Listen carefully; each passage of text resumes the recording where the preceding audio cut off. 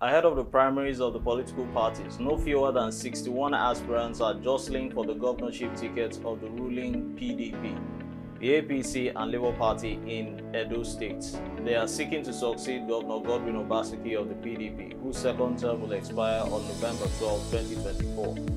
The Electoral umpire INEC has fixed the elections for September 21. Intrigues over zoning have polarized stakeholders as some opposition parties are more concerned about fielding candidates who can win the election than fidelity to the gentleman agreement to rotate power among 3 senatorial districts.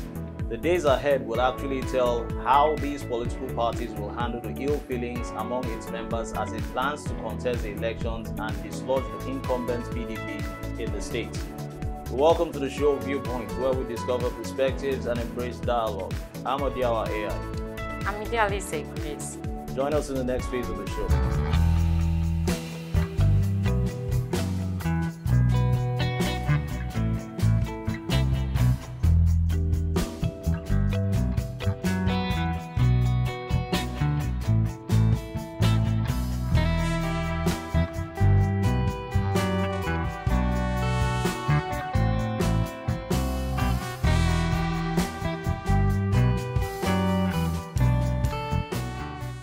So Grace, it's been political jostle over the candidates trying to take over from Obaseki.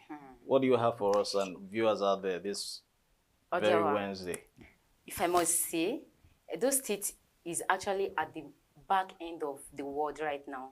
And because of this whole saga of issue coming up in this incoming election.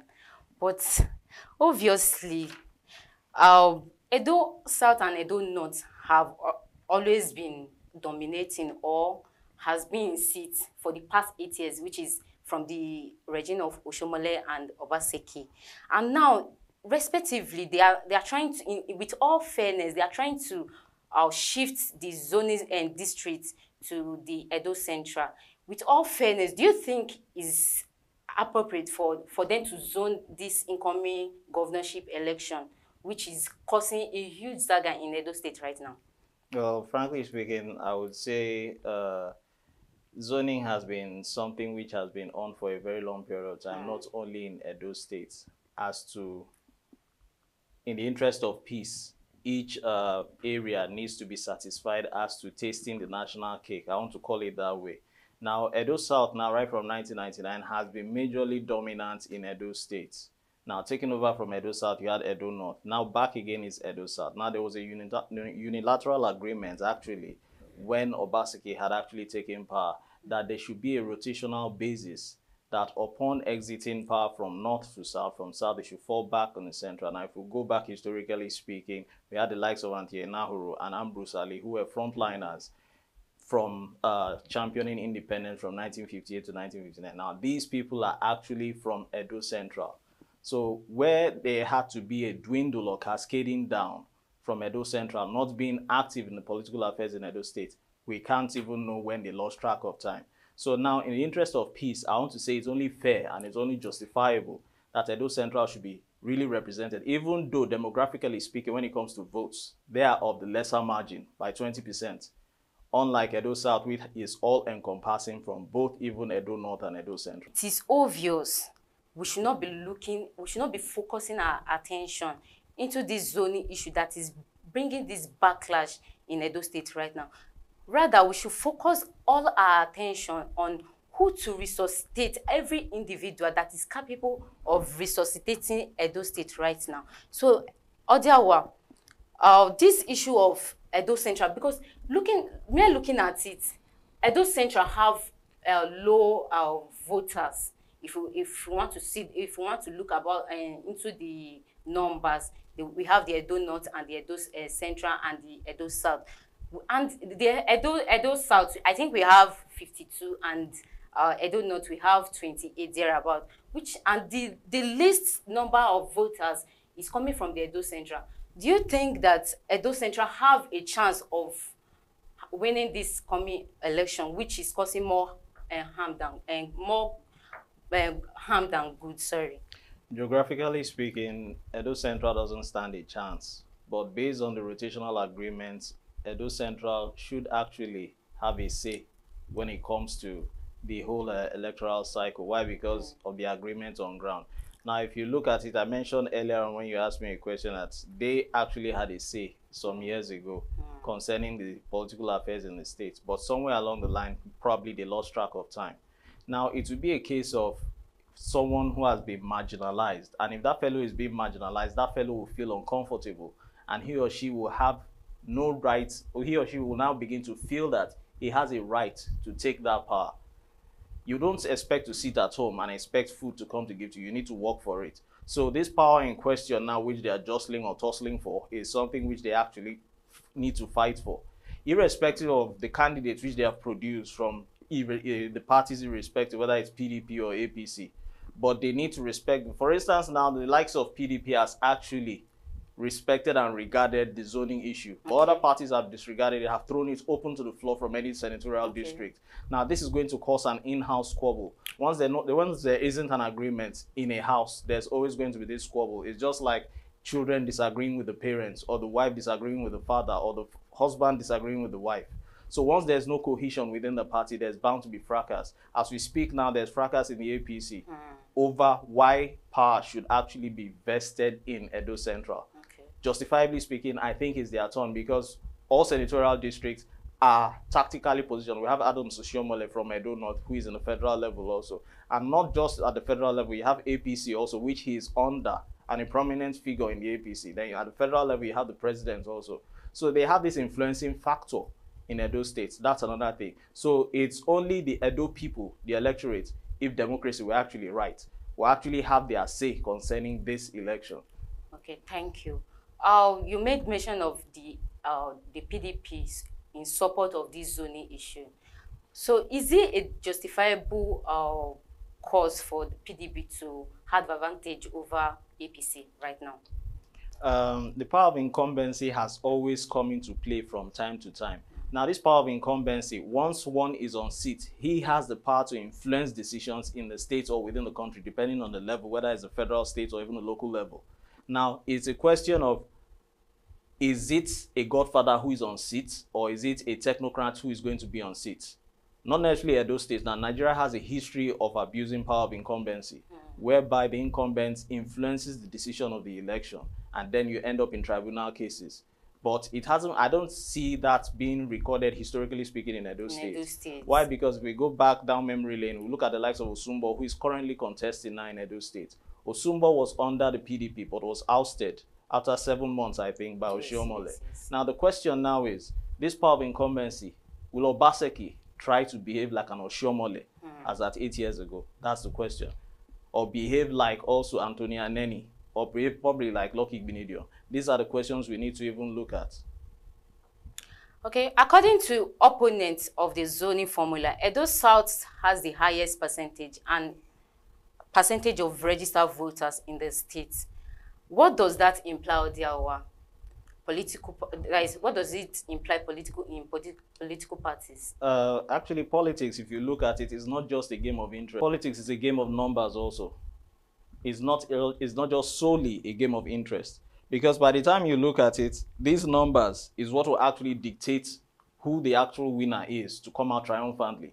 Now, once the numbers now are beginning to outweigh those who are in the majority or those who are in the minority, there are always question marks. It's only normal for Edo South, which is probably by 52% by votes, then Edo Central by 20% by votes, then the likes of Edo North by 28% by votes.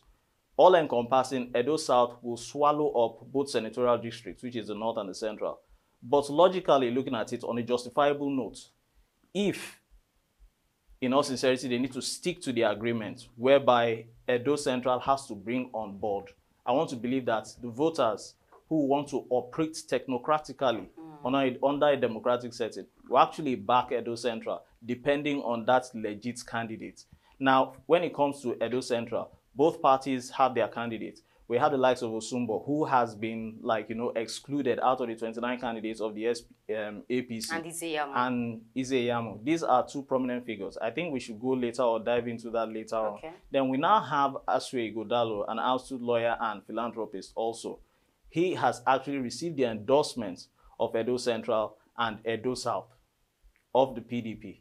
So if we will have that, I think maybe it's just a question of running the campaigns to win Edo North. Okay. The deputy governor right now, Comrade Philip Shaibu, is from Edo North. And with these statistics which we analyzed just now, that Edo North are in voters numbers, they are only 28%. Do you think that Philip Shaibu have a chance of winning this incoming election? Well, everyone has his or her own right to exercise his civic franchise or universal suffrage. He has a right to vote. He has a right to contest. Now, the question now is, I have never seen where a deputy, be it at the federal level or even at the state level, will try to take over from his principal. But it happens to Article and this present governor. The present governor, that is because... this present president, rather. That is because, as we speak now, it was a thing of people backing out of empathy. Empathy is another key role to play. When the electorate see that this is actually what is on ground and we need to stick to it. And what is on ground, actually, the empathy of which senatorial district has to come on board. Why? Because they've been denied for a long time coming. So now, in my own view, my own opinion, for Philip Shaibu to come out, it's only born out of selfishness and insensitivity, let me put it that way.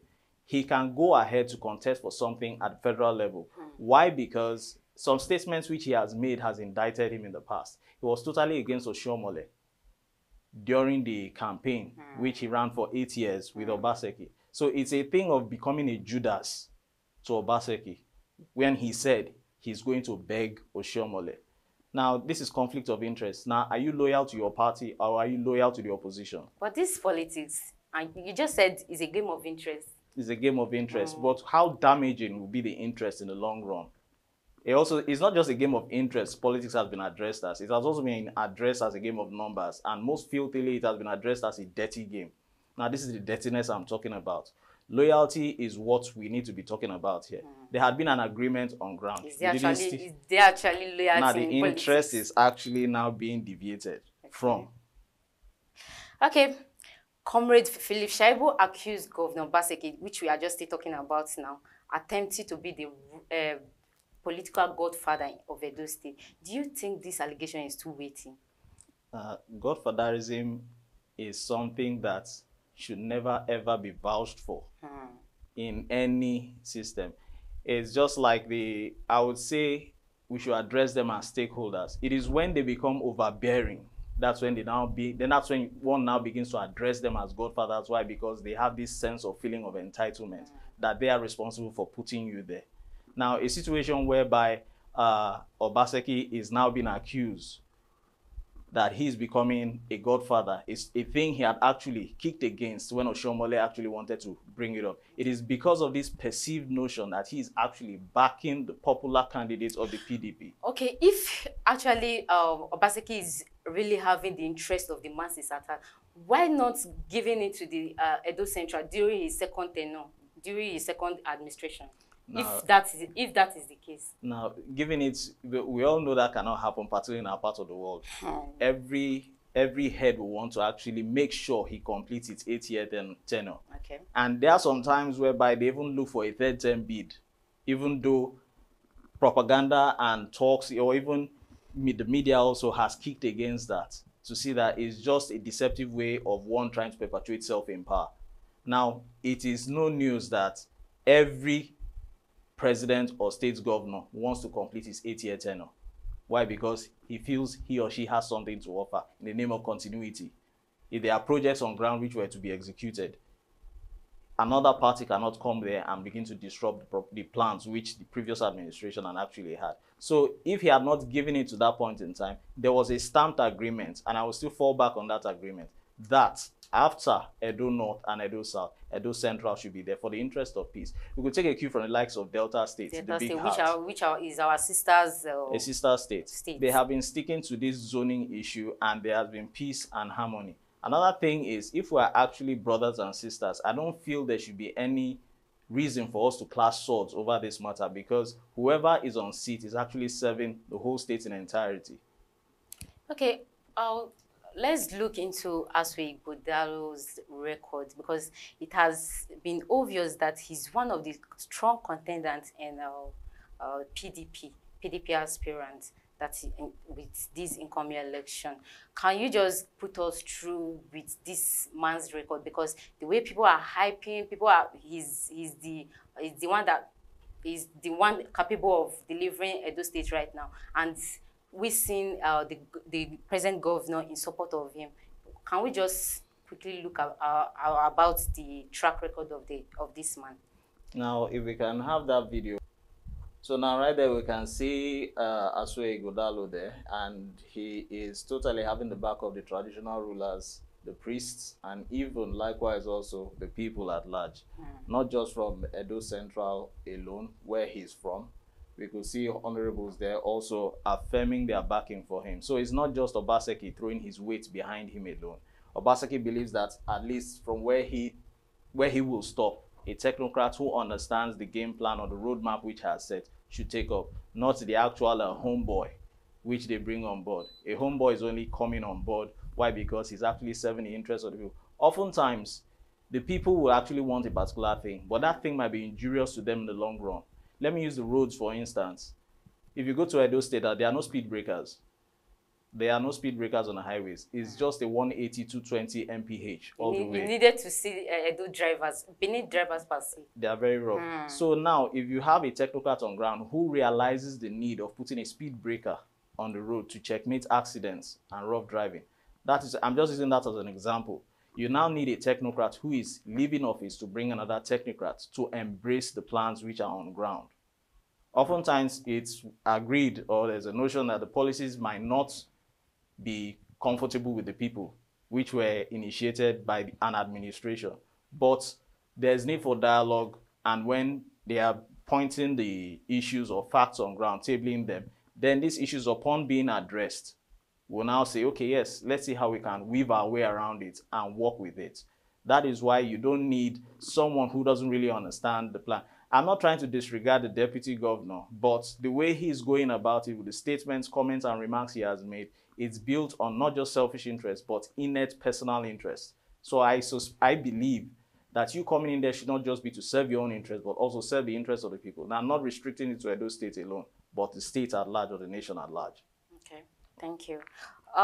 In a fair courtesy about political issue or political runs, we should be talking about every individual ought to start from the grassroots level to the high level per se.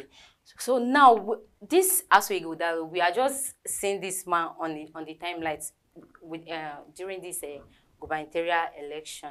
Do you think it's not fair enough? It is normal courtesy to start from your grassroots level, and we have not been seeing this man into politics. So what do you have to say about that? Well, let's look at it this way. When people talk about politics, you might not necessarily be at the forefront. There are people who are working behind the scenes. Let's use the movie, for instance. Okay. You might just see Brad Pitt or Jimike on the screen, or Motola Jalade Ekende on the screen, or maybe you see Sandra Bullock on the screen, or one prominent actor or actress. But there are people working hard to make sure that the looks of that actor or actress is well imposing in that movie. There are people behind the scenes working hard to make sure that that crash incident in the movie is actually real. Why? Because it needs to either be fictitious or non-fiction. Now, the question now is, has he actually been behind the scenes? Yes. It's not a question of people just come out to... They wouldn't have just thrown him there into limelight if not that he didn't know what was going on. It's a question of, okay, it's not a case of it's now your own pace to run now. You have been working tirelessly behind the scenes. You never can tell whether he has been... I began by telling you that he's a lawyer and philanthropist. There are people who are quietly working in their communities, not waiting for the government to supply street lights, not waiting for the government to even tar the road, not waiting for the government to even supply that community transformers. These are people who are even making the moves behind the scenes. Now, with these workings, let me put it that way in local parlance, as they call it here in Nigeria. Now, with these workings now, there are people who would have observed what this fellow has been doing behind the scenes and they think or feel probably, yes, it's time to bless him with such post, that if he's given a higher responsibility, definitely he will meet up. That is why I feel and I suspect someone like Obaseki, who is a technocrat, has also decided to spot a technocrat to take up, continue from his own administration upon leaving office. Odiawa, you are just emphasizing of this technocrat of Obaseki. I can see you when you were emphasizing on it. But when you ask an average Edo Indigen, they will tell you that this man did nothing. Because I don't know if you have traveled around Edo State of a recent. You needed to see the bad road. You needed to see some vital infrastructure which is being abandoned. What do you have to say about that? Him bringing Aswe Godaro into the limelight, like as a godfather. That is what the masses are saying it to be for now. If we look at it closely, we should be looking at the psyche of a people. If they are used to a particular way of life and lifestyle that is not just like a desical or laissez-faire in looks, we should also look at it that there's need for you to change your psyche. Why? Because there's need for advancement. A situation whereby your roads are bad. Now, those roads now are a responsibility of the governor. Now, for instance, now you want to fix a road. It's everywhere in this country. You want to fix a road. The locals will come in and demand for some money. And let's say, for instance, particular funds are to be disbursed in construction of a particular road or repair or maintenance of a particular road. Then the locals come out and demanding for a particular figure. And that figure is going to actually shortchange the budget which is meant to use to take care of that road. But we actually see Oshomole achieving all of that. And I can boldly tell you, most of the roads in Edo State now are... I was still coming to that. Okay. I was still coming to that. Now, the individual who is on seat is another person. You cannot compare the likes of Oshomole, who is remember I mentioned a homeboy and a technocrat. Now, Oshomole is more of a homeboy. So he deserves that. He is someone like, or he's a father that will send a child on an errand. And when the child is back, he will give the child the change. But there are some fathers that when they send you on an errand, you give them what they sent you to buy, and they will still collect the change. Yes. So I believe that that change is not that they can't give you, but it's to serve a particular purpose. So if actually this administration of Obaseki is actually of that note, he is of the opinion, I perceive, that those funds should not just be allowed to waste. There are other projects on ground which need to be addressed. That's the way I see it. Okay. This Ihonvere-led special panel pruned the number of aspirants 10 to 6. Do you think that these aspirants, all of them should be given opportunity to participate, or this withdrawal of some aspirants, do you think is fair enough? Well, to begin with, I will start with the figure which is being used to purchase forms. We are talking about 35 million to 40 million naira for a form, and the candidates, the least eligibility is a WAEC certificate. Now, what brain do you have to have accrued close to such amount? If not that, I think even the constitution should also be revamped, because the people who are even going to serve as either ministers or commissioners, they need MSc or PhDs and added qualifications because of the brain tasking or demanding job which is on seats, which is accompanied with that administration. Now, going back now to the question now, you have a professor is from our federal constituency. Yes, now, if you look at it closely, we have close to 29 candidates. And in the list of these 29 candidates, the rundown, you had high-profile contestants. Two-time contender, Pastor Elsage Izeyama, who is not ready to back down, who was like, who was thrown out of the list when it was reduced from 10 to 6. You also had the likes of Osumbo, who is a potential prospect for this seat also. You also have the likes of Colonel David Imuse, retired. Now, just the list is endless. Now, when you have high-profile candidates like this who are not ready to back down, it becomes an issue for in-house fight. So I suspect it was the right move by Professor Ihobe to actually reduce the number to 6, and not just reducing the number to 6, getting rid of the heavyweights. Because if those heavyweights are still there, or maybe one heavyweight is still there, it will look as if preferential treatment was actually given to one candidate over the other. So in a bid to, that's the way I look at it, in a bid to flush out these candidates and bring in neutral candidates, I think it's a step in the right direction. Okay, Odiawa, during the week, we were able to interview a citizen from Edo State, an indigene from Edo State, rather, uh, which is Mark Ikende. He was talking about every seat, every political seat, it is not given, it is fight for. So we should not talk about this zoning, that this, normally this zoning ought to work, but with the state of the country, the state now, it's not going to work. Let them fight for it. Can we just have that record? There has been a geopolitical debate as to who turns or ruled Edo State, whether it's Edo Central, Edo North, Edo South. In your own opinion concerning the region, who does the shoe fit more? Who do you think have the chances of being there from the region?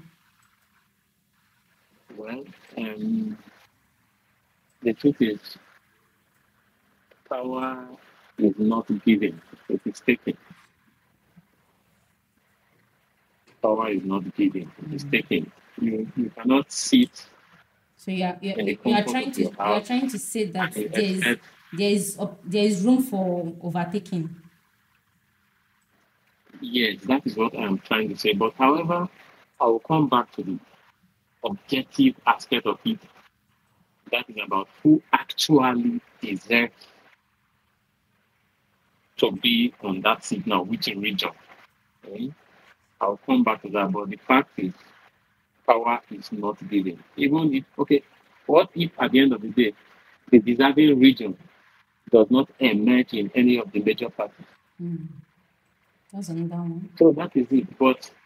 But generally, I think in every state, we encourage a rotation of power.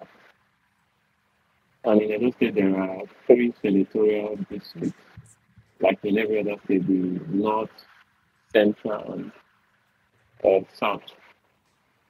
And before this governor, we had I don't know governor, Madam Sofomolo. He did his 8 years and then gave way for an Edo South governor, Godwin Obaseki. So if you ask me, your guesses are as good as mine. The next governor should ordinarily go to Edo Central. So, Odiawa, with all of this, what do you have to? I don't know. Some of the aspirants might stumble into this issue on ground, and what do you have to advise them and every citizen of every indigene of Edo State right now, the masses, the aspirants, and every political management in Edo State now? So I believe that should be on a conclusive note. So now, to begin with, let's look at it from this angle of power is not actually given, it is taken. Now, if I would take a cue from your conversation when you had an interview with that fellow, you said overtaking is allowed. Is allowed. So the question now is, if you actually want a particular thing, you don't just sit there. That's why they say there's no food for lazy man. You need to actually flex your muscles to work before you can make ends meet to fetch your daily bread. If you cannot flex your muscles to fetch your daily bread or your meal ticket, you will lie fallow of hunger. And once you're hungry, you can't eat, you can't think. And once you can't think, you can't achieve anything. So now the question now is, each candidate, fine, the zoning agitation has become an issue. The in-house squabbles within the political parties over zoning agitation has also become an issue. But I will say, the sky is wide enough for everyone to fly. Now, that is on the part of the political parties and also the contestants. The main race will start particularly after the primaries come February 17. Now, on the part of the electorate, they should also, on their own part, fine, Edo State is known for being a violent region when it comes to elections. So we see them with their activities or whatever, but as what they will always say, we should always preach peace. Election violence should actually be abstained from, and they should stick to the rules of the T's and C's, terms and conditions concerning elections. Yeah, Adia, well, here we are going to be drawing our curtain for today's viewpoint. Do well to subscribe to our YouTube channel and follow us on our various social media handles. Till I come your way next time, I remain Idealist Grace. I'm Adia AI. Thanks for watching.